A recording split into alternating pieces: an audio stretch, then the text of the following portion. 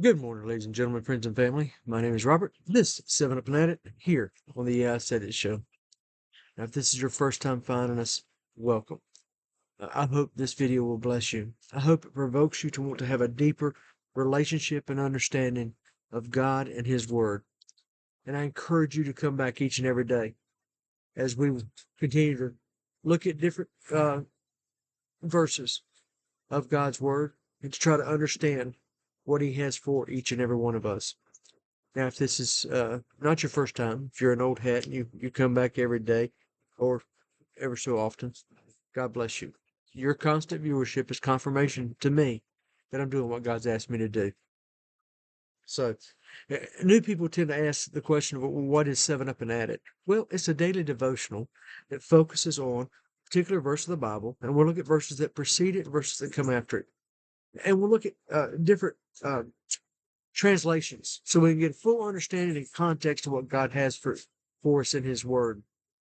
Now, I video these not as a edification for myself, but I do it because God, we're all vessels to be used by God. And whatever God puts into each and every one of us, He expects us to pour it back out so others can hear it, learn from it, be blessed by it, and have a closer walk with God because of it. Now, it's called 7 Up and At It simply as a thank you to my dad here on, partly to my dad here on earth who would come and wake me up most mornings and it'd be a knock, 3 knocks on the door would open up and my dad would simply say, "It's 7, up and at it." And you either got up or 5 minutes later you were getting your first bath of cold ice water all over your face. So he didn't want that. So now my Father in heaven similarly has me up between 6 and 6:30 to take care of the homestead, which is dark by that time now. And then by 7 o'clock, I'm sitting here, still pretty dark, to see what God has for us. Um, so speaking of which, let's go ahead and get into it.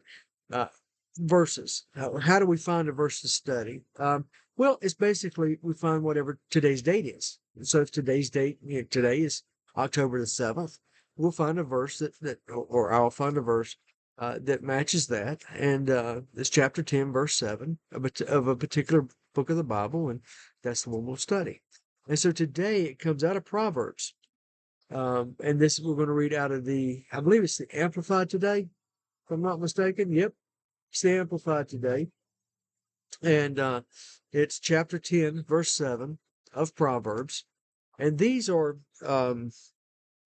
inspirational quotes. Proverbs are, and these are from King Solomon.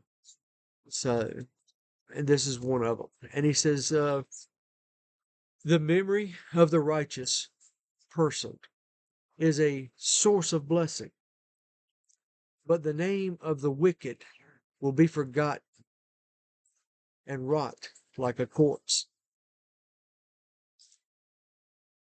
And so I was reading this verse and I began to think, okay, what classifies somebody as a righteous person? Because many people say, well, I try to do good. I try to, and that's what you're supposed to be. You're supposed to be always looking to do good, not evil. But in trying to figure out what a righteous person is, I went to Webster's dictionary, but I used the 1828 dictionary.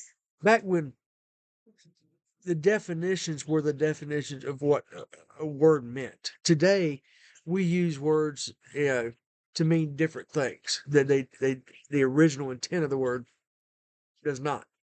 So, and so righteous in Webster's dictionary, 1828 dictionary, it says just. Applied to persons.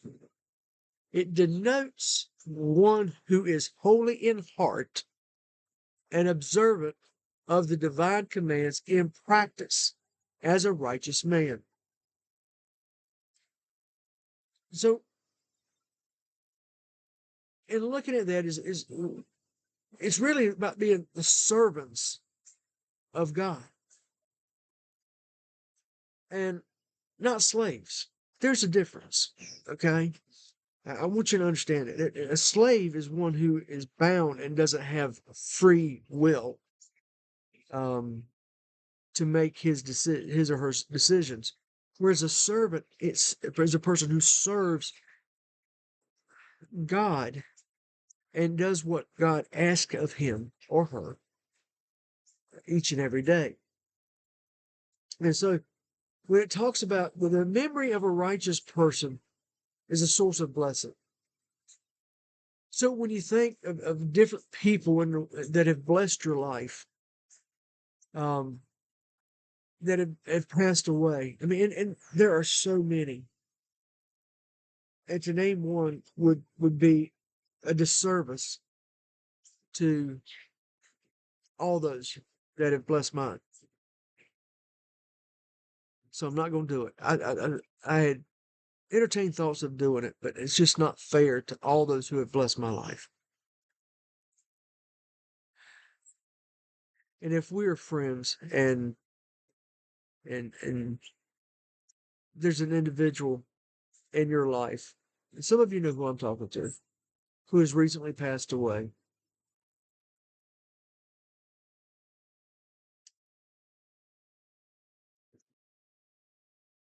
take joy in knowing that I consider them a righteous person. I consider them a godly person, a servant of God.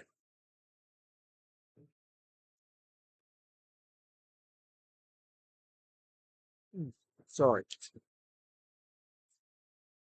But so understand when you think about individuals and they pass away, the individuals you think about are those who have blessed your life.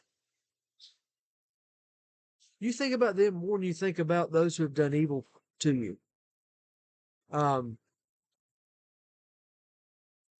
my kids don't understand how I can do this, but whenever somebody has come in and done to our family and have hurt our family, and they're no longer a part of our life, I forget their name. I forget who they are. See, because I don't know about you, but there's only so much I can keep in this brain. And the older I get, the less I seem to remember. So the first things I remember are the bad things that happen and the bad people that happen. And the reason being is because they don't affect my life. They are things that pass away, that you throw away, that you forget about. Um, like an old hat that breaks. You know, you pick them up on the internet now for $3, $4. One breaks, trash, keep going. You got plenty more. So, or at least I do, and I get picked on about it. So, but that's okay. But I mean, I wish them well. I pray that God takes care of them. I pray that God puts somebody in their path. Um, but if they're no longer part of our life, then I can't do anything about helping them, or blessing them, or helping to convince them to change their ways. And so their memory is gone. My memory of them is gone. But when there's individuals who affect your family in such a way that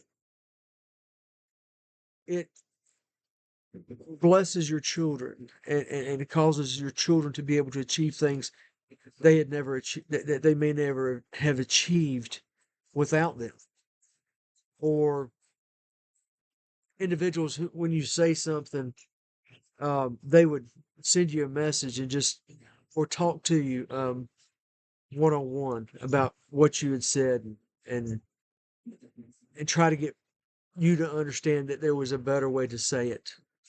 Um, but that what you said is technically good, but some people may misinterpret it.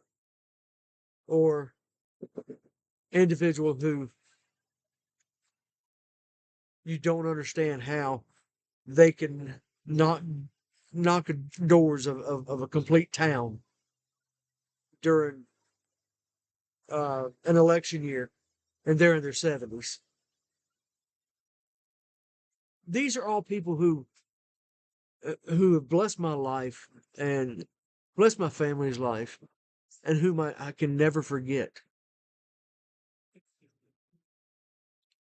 And that's the kind of people you want to remember because they affected your life. See, I'll never forget the pastor when I was 14 years old and I was about to enter high school, and I went to a revival at a Presbyterian church. Just picking on Presbyterians. But he had a word that spoke to me, that caused me to step out of my pew that I was sitting in at 14 and go kneel at the altar and ask to be saved.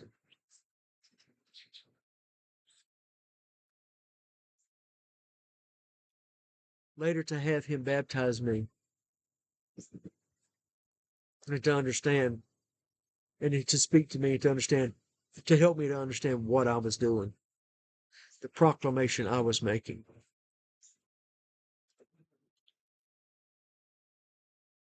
Sorry, folks, but my children call me a sap.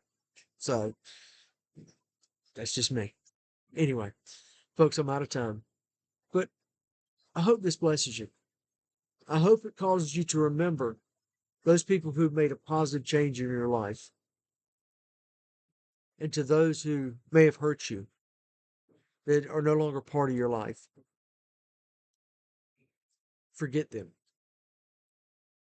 Give them to God.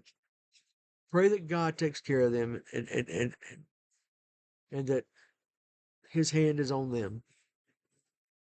But give your mind no more remembrance of them. Because it's those who are coming into your life, who are coming into your life in the future, or maybe they're now, or have been there in the past, that have blessed you and caused you to want to be a better person. Remember those individuals and reenact what they've done done for you. Reenact that for somebody else. So, folks, time's out. I apologize. I hope this has blessed you. Like I said, um, do me a favor. If you like what's been said, give me a thumbs up. If you don't, give me a thumbs down. That's fine. But more importantly, because I believe that iron sharpens iron and steel sharpens steel, I ask you, comment if you think I've missed it. Let me know where I've missed it. I don't want to ever lead anybody astray. I never want to lead anybody down a path that goes away from God. The only path that we all need to be going is towards God and his righteousness. So, folks, y'all have a blessed day. Remember that God has blessed you to be a blessing. So today, go out and bless somebody else, because that act is what truly helps change this world. Folks, I appreciate you watching. I'll see you on the next video. God bless you all, and have a great day. Bye now.